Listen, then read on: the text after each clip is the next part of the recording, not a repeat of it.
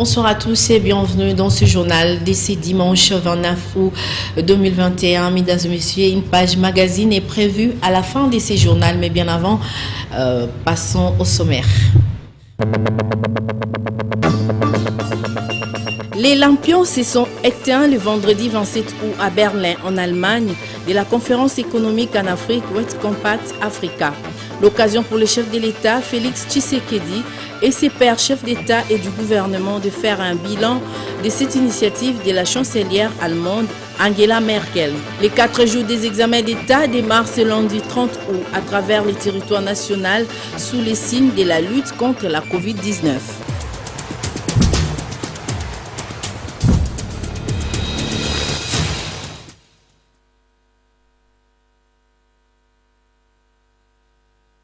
Bonsoir, c'est les dimanches. Un dossier, une page rétrospective sont prévus dans ce journal, mais également l'actualité immédiate.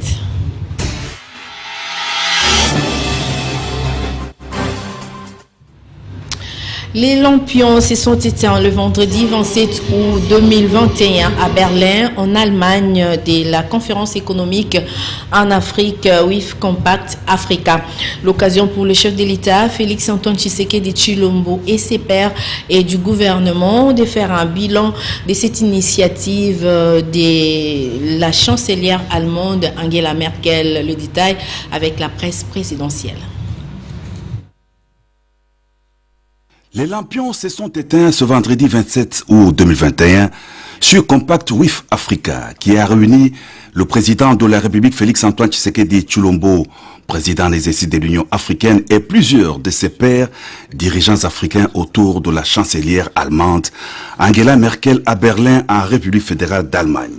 Cette édition de la conférence économique de l'Afrique a permis de dresser un bilan à mi-parcours dans la mise en œuvre de l'initiative Compact WIF Africa, projet lancé en 2017 par la chancelière allemande lors de son mandat en exercice du G20. La 4e édition de Compact WIF Africa aura été marquée par 3 importantes allocutions prononcées tour à tour par la chancelière allemande Angela Merkel, le chef de l'État, président des 6 de l'Union africaine Félix Antoine Tshisekedi Tshilombo et le président de la République sud-africaine Cyril Ramaphosa. La chancelière allemande a plaidé pour la relance des économies africaines pendant et après la pandémie de Covid-19.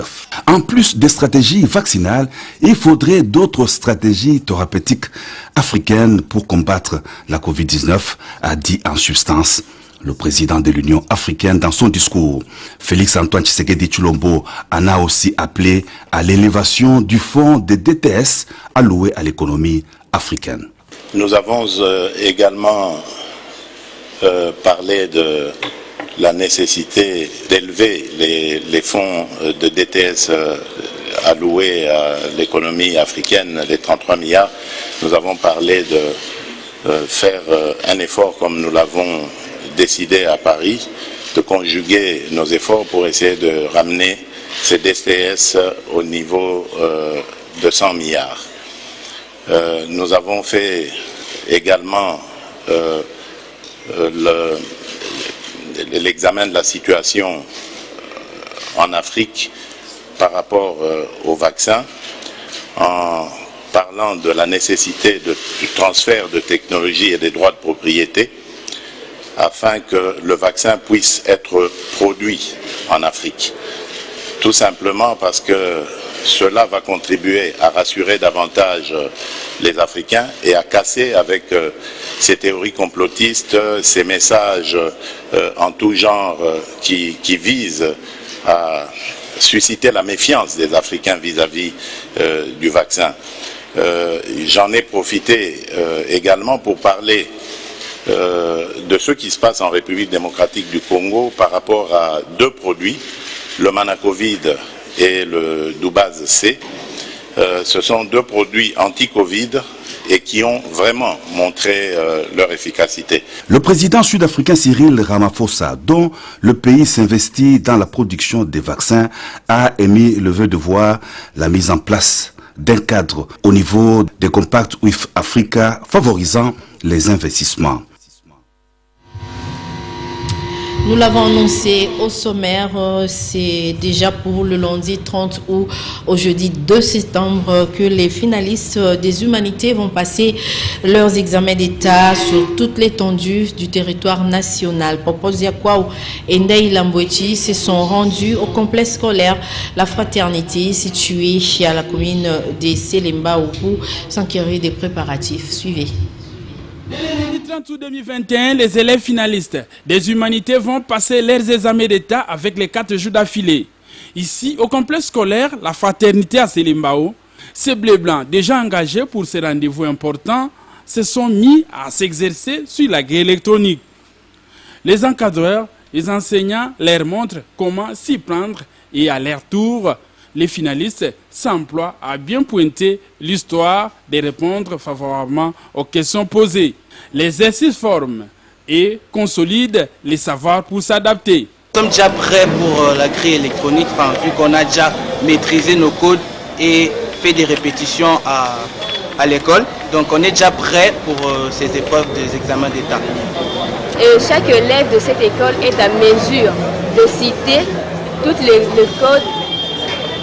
codes de ses amis par cœur, parce que nous l'avions vraiment très bien maîtrisé.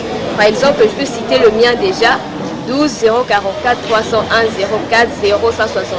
Ce que j'aimerais recommander à l'État, c'est que pendant ces 4 jours, nous puissions avoir la distanciation sociale, permettre aux élèves, obliger aux élèves d'avoir des cache-nez, de nettoyer leurs mains avant d'entrer dans la salle des examens, que l'État puisse établir une distanciation sociale à travers les élèves pour que les examens se passent bien. Les 4 jours d'examen d'État constituent la dernière étape d'un long processus scolaire qui, pour les uns, va ouvrir les portes des études universitaires. Visiblement, ces jeunes élèves sont bien conscients pour rentabiliser les temps d'apprentissage.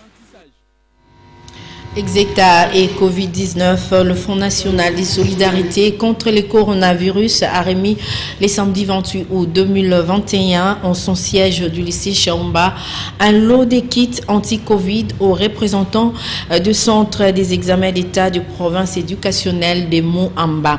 Question de lutter contre la Covid-19 pendant les sessions des examens d'État qui commencent déjà ce lundi 30 août 2021. Papi Katassi nous en parle.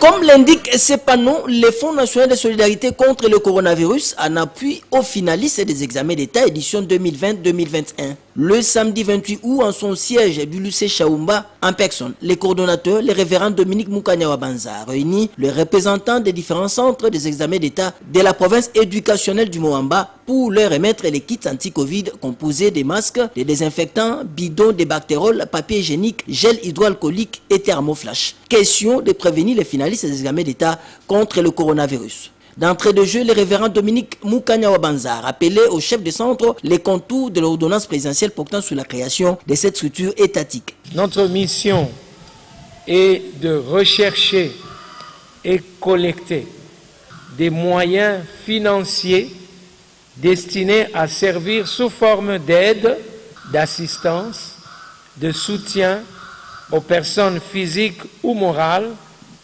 aux personnels médico-soignants, aux services médicaux et hospitaliers, ainsi qu'aux entreprises et autres structures exerçant une activité économique qui serait particulièrement touchée par les conséquences économiques, financières et sociales de la propagation de la Covid-19. Très émus et satisfaits du geste, les bénéficiaires ont tenu à remercier et surtout à encourager le Fonds national de solidarité contre le coronavirus. Nous tenons à vous dire sincèrement merci pour avoir pensé à sécuriser nos finalistes. Nous remercions le révérend Dominique Mukanya Wabanza, le coordonnateur qui a voulu organiser cette cérémonie pour le bien de nos enfants, le bien des surveillants et le bien de tous ceux qui vont prendre part dans les différents centres. Au-delà de la province éducationnelle de Moamba, le Fonds national de solidarité contre le coronavirus espère étendre et déployer son aide et ses cours aux 3 autres provinces éducationnelles. Question de lutter contre la 3e vague de la Covid-19 pendant le 4 jours des examens d'État à travers la capitale. La fondation Vodacom, qui dirige la directrice Viviane Moulenda, a procédé le samedi 28 août 2021 à la remise officielle et symbolique des brevets et des entrants aux 50 lauréats qui ont suivi la formation de 3 mois en produits cosmétiques naturels pour albinos. La cérémonie s'est déroulée à la salle Yvonne Compère de l'hôtel Sultani. Patrick Borel-Moukenzi et Hugues Moussangilay étaient de la partie pour le compte d'Antena. Ils étaient 50 au total, ces hommes et femmes lauréats de 3 mois de formation sur l'autonomisation en produits comestiques naturels pour albinos dispensés par la Fondation Vodacom Congo à recevoir samedi 28 août leurs brevets et intrants en vue de leur permettre de démarrer leurs activités en tant qu'entrepreneurs. À en croire Viviane Moulenda, la Fondation Vodacom Congo a une mission, celle de redonner la vie. Vous allez les commencer maintenant. Les gens qui étaient considérés avant sans valeur, mais aujourd'hui, dans notre programme Albinos Fiers et Autonomes, nous participons à l'intégration sociale de cette communauté qui est marginalisée. Cette formation financée à 100% par Vodacom a pour finalité de permettre à la communauté des albinos de se prendre en charge, a souligné Paulin Ikwala, DGA de Vodacom. Ces 2 dernières années, nous le vivons tous, ont été marquées et sont encore marquées et perturbées par la propagation de la pandémie à Covid-19. Nonobstant cette tragédie, nous avons continué de travailler et d'aller de l'avant avec les lauréats de ce jour pour qu'ensemble, nous puissions concrétiser ce qu'a été le projet conçu depuis l'année dernière. Présent à cette cérémonie riche en couleurs, Irène Essambo Diata, ministre déléguée chargée des personnes vivant avec un handicap et autres personnes vulnérables, a promis son implication. Ça concourt vraiment à la vision du chef de l'État qui voudrait que nous puissions travailler pour l'inclusion sociale et professionnelle des personnes longtemps marginalisées dans ces pays. Et lorsque nous parlons de personnes longtemps marginalisées, les personnes albinos font partie de ces groupes. Les vidéos du lancement, témoignages de lauréats et lancement officiel de la plateforme Albinos Fiers et Autonomes ont été projetés dans la salle Yvonne Compère des Sultani. Sachez qu'au début de la dite manifestation, organisateurs, invités et récipiendaires avaient gardé une minute de silence en mémoire de 2 leaders décédés, à savoir Bichoka de l'ONG Femmes Mission Solidaire et Mwimba Texas des FMT. En ce qui concerne les dossiers du jour, sachez tout de même que les journalistes de la ville de Butembo avaient allumé une bougie pour la liberté de la presse. Question de rendre hommage à leurs confrères tués le mois dernier en province du Nord Kivu et en Ituri. C'était à l'issue de la campagne nommée Une bougie pour la liberté de la presse, lancée depuis le lundi dernier par l'Union nationale de la presse, section du Nord Kivu. Moussoa pour les détails. Nous sommes au rond-point VGH, ici à Butembo. Il est 18h de ce vendredi 27 août, lorsque les chevaliers de la plume et du micro viennent en tenue de deuil avec des bougies allumées pour rendre hommage à leurs confrères tués et exprimer leur mécontentement des exactions dont ils sont victimes dans l'exercice de leurs fonctions. Le président de l'Union nationale de la presse congolaise section de Butembo dresse ici quelques cas parmi tant qui ne permet pas aux journalistes de bien exercer sa profession. Une des radios du territoire de Massissi, précisément dans la cité de Kichanga. Il était journaliste à la radio communautaire locale. Au mois d'août de la même année, nous avons aussi perdu les confrères Barthélemy, non, les confrères héritiers. Il prestait au sein de la radio-télévision nationale congolaise, RTNC section ou sous-station de Bujubu. Les 2 confrères ont été tués par les ennemis de la liberté de la presse. C'est ainsi que l'INPC Nord Kivu a décrété une semaine dite Une bougie pour la liberté de la presse. Alors nous devrions clôturer cette campagne par la collecte des fonds que nous allons envoyer aux familles de nos frères qui ont perdu.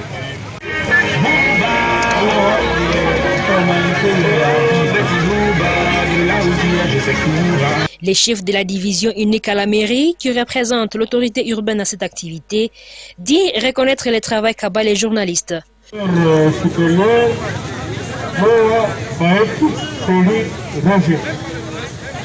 avons franchement appris le programme de tous les journalistes de notre ville, pleurant les leurs, et nous nous associons à eux. Notre présence ici symbolise que nous sommes avec les journalistes. Les journalistes sont nos partenaires. Les journalistes nous ont beaucoup de choses dans le sens du gros positif. Le deuil qui a frappé les journalistes nous a frappé tous. Parce que la voix ou les cris des journalistes se répandit partout. Même si ça n'est pas direct, mais peut-être même à...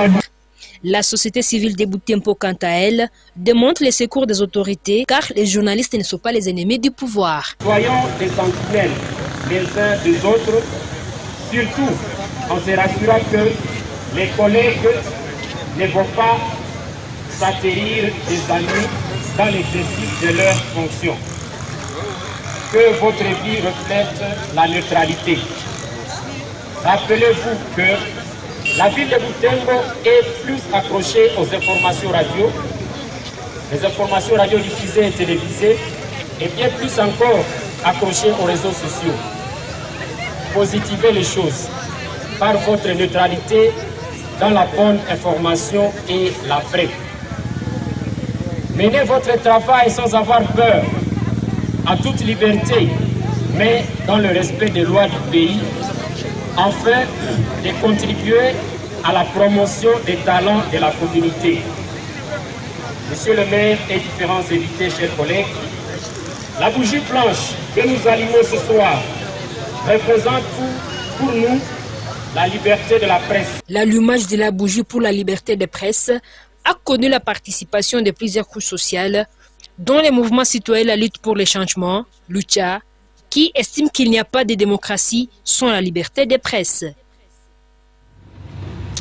En sport, c'est Étienne Eradingoy, président de la Fédération congolaise des karatés traditionnels, qui a lui-même lancé le début de championnats provinciaux le samedi 28 août 2021 à Kinshasa. C'était à la place Imka dans la commune de Kalamu. Témoin de l'événement, Patrick Borel-Mukenzi et Damien Maungu. C'est avec des objectifs précis et gigantesques que la Fédération congolaise des karatés traditionnels, que dirige avec maestria le sensei et président Étienne Eradingoy, a officiellement lancé les championnats provinciaux des karatés traditionnels à la place Imka Matongé, en présence bien sûr de plusieurs invités et compétiteurs.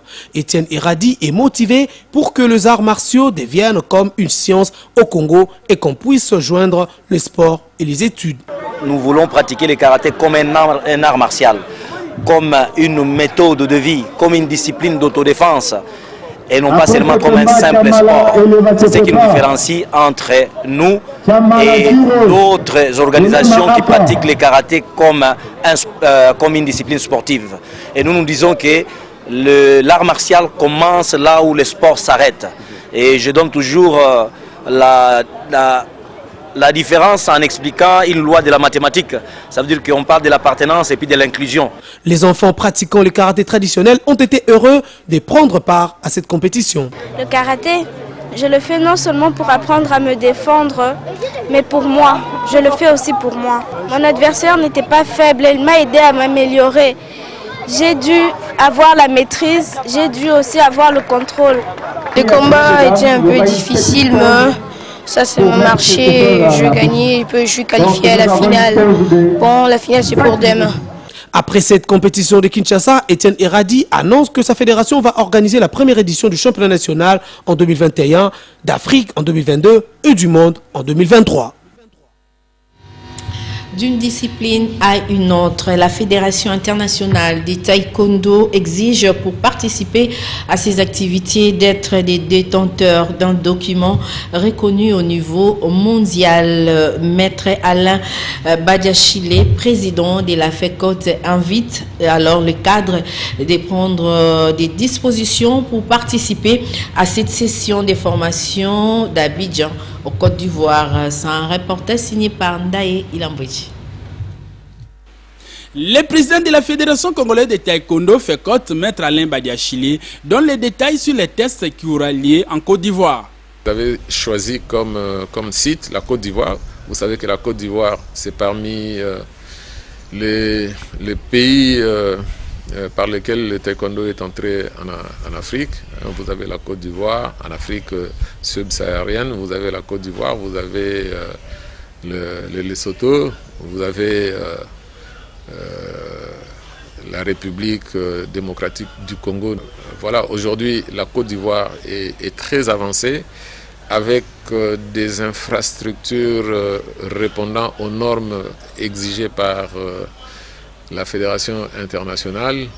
Le numéro 1 de la discipline de Paknam Soum précise que la FECOT encourage les cadres techniques de participer à ces tests de niveau international. Aujourd'hui, pour donner l'occasion à tout le monde, parce que la particularité avec l'examen qui est organisé au niveau de la Côte d'Ivoire, si vous estimez que vous n'avez, votre avancement en grade avait été retardé ou est retardé pour l'une ou l'autre raison, l'une ou l'autre cause, vous pouvez y participer et voilà, démontrer que effectivement vous avez la valeur qui vous permet de prétendre aux danes que vous sollicitez. Il pense que l'âge n'est pas un obstacle pour les uns comme les autres. Le critère âge n'est pas un handicap. Évidemment, ceux qui font partie qui sont dans leur 3e âge ou au-delà, qui prétendent, mais le jury est là pour apprécier. Il invite les ligues et ententes provinciales à la pratique de ces sports de combat pour garder sa bonne forme physique et de bien aborder les échanges futurs au niveau national, africain et mondial.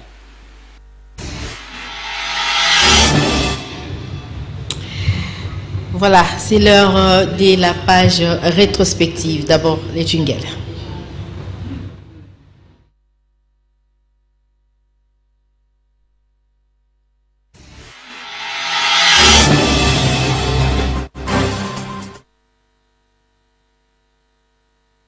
Bravant tous les risques et très déterminé à suivre personnellement la situation sécuritaire sur le terrain, le Premier ministre Jean-Michel Sama Lukonde Kyenge est arrivé à Beni dans le Nord Kivu ce lundi 23 août 2021.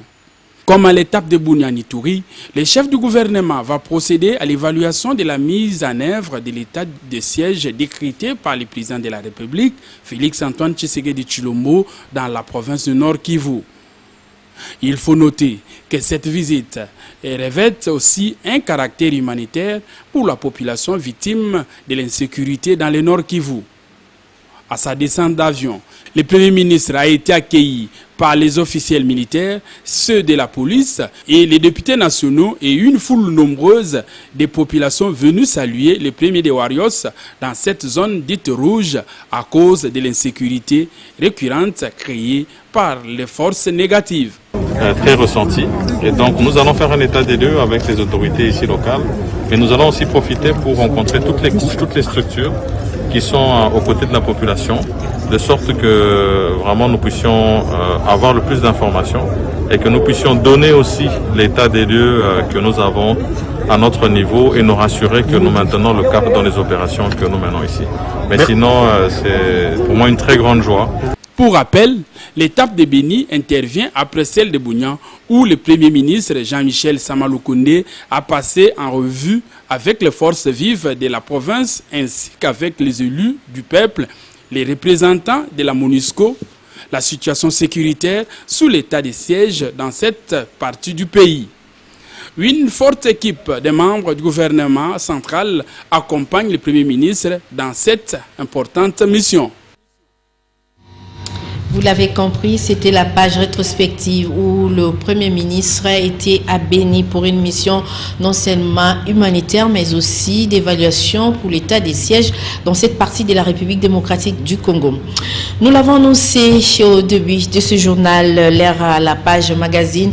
Demain lundi 30 août 2021, le ministre des Transports, Voies des Communications et du Désenclavement, Chérubin Okende Senga, sera face aux sénateurs pour essayer de répondre à leurs préoccupations liées au fonctionnement de son secteur en République démocratique du Congo. Quelle a été la série d'activités et initiatives développées la semaine qui s'achève aujourd'hui? Les condensés dans ces images choisies pour vous par Eric Izami.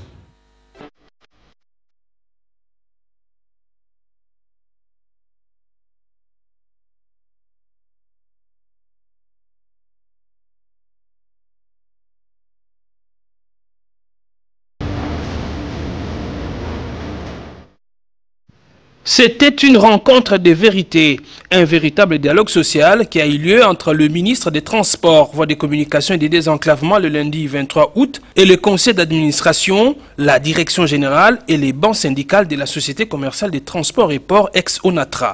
Face aux agents victimes de l'intox, Chérubin Okende a donné la bonne information sur notamment la RLT, redevance logistique terrestre, dont la somme de 1 million de dollars américains, présentée comme ayant fait l'objet des détournements, mais qui a pourtant servi à payer les cotisations de la RDC à l'OMAOC et à l'organisation des assises de cette institution dont la présidence était assurée par la RDC depuis 10 ans.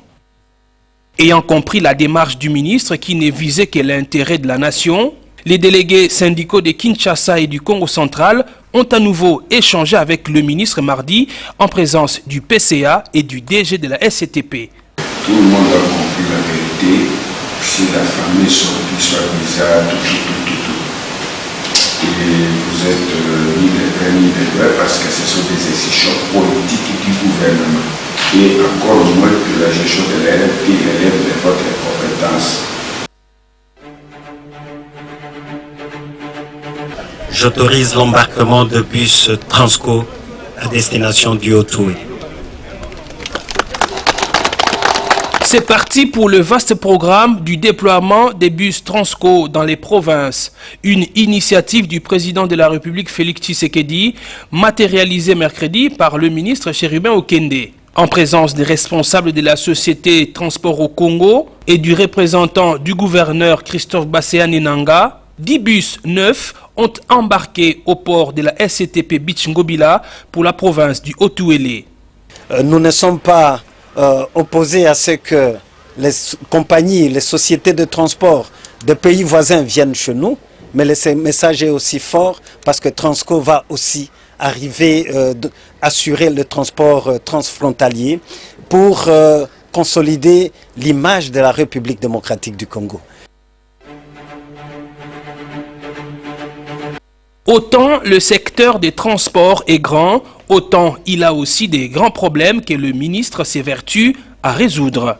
Le Sénat, qui tient également à accompagner le gouvernement dans ces secteurs, a invité Chérubin Okende à fournir des explications sur la problématique de l'absence des imprimés de valeur sécurisés, notamment les permis de conduire, dont la délivrance ne s'est fait plus depuis plus de 7 ans, la situation des entreprises et services publics des transports et la problématique des collectes du GOPAS et sa gestion.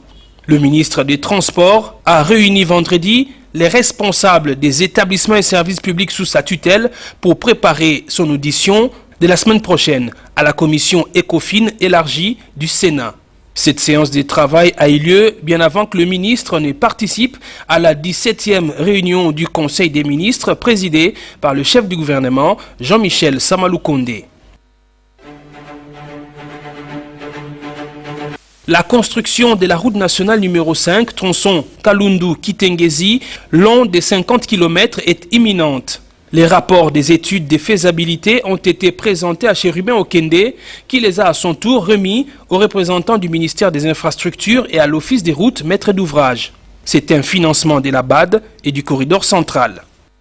L'exécution des travaux de construction du port de Kalundu dans le sud Kivu était au centre des échanges entre le directeur pays des Trademark East Africa et le vice-ministre au transport et voies de communication Marc Ekila représentant le ministre empêché. Dans le cadre de la collaboration entre les membres du gouvernement, le ministre des Transports, Voies de Communication et des Désenclavements a été invité par son collègue du commerce extérieur Jean-Lucien Boussa à édifier les participants au séminaire des mises à niveau de l'Agence nationale des promotions des exportations ANAPEX. Au ministère des Transports, le dialogue social est permanent. Dans l'esprit de dialogue social, nous devons nous mettre autour d'une table pour dire, bon, qu'est-ce qui est possible d'être fait et qu'est-ce qui n'est pas possible d'être fait. C'est dans ce cadre que Chérubin Okende a réuni tous les délégués syndicaux de l'administration du ministère. Réclamant notamment la prime permanente, le ministre a mis chacun devant ses responsabilités. Pour mériter plus, il faut maximiser les recettes de l'État, a-t-il dit. Une semaine bénie pour le ministre des Transports, Voies de Communication et des Désenclavements qui a reçu les civilités de l'évêque de Tchumbe dans le Sankourou qui était en séjour à Kinshasa. Monseigneur Nicolas Djomo a prié pour Chérubin Okende afin qu'il bénéficie de l'aide du Très-Haut pour relever les grands défis de son secteur.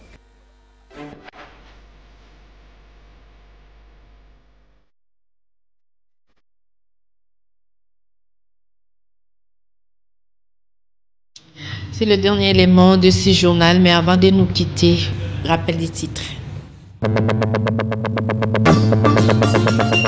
Les lampions se sont éteints le vendredi 27 août à Berlin, en Allemagne, de la conférence économique en Afrique West Compact Africa.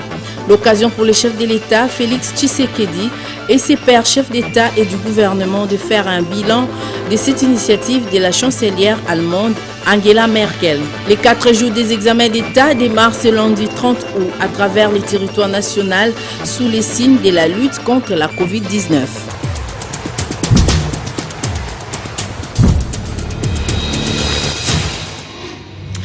Au nom de Papi Katassi, chef d'édition, je vous dis merci de nous avoir suivis partout dans le monde. Le prochain rendez-vous pour l'information, c'est demain à 7h30. D'ici là, portez-vous bien et surtout, bonne suite des programmes sur la chaîne des références Antena. Au revoir.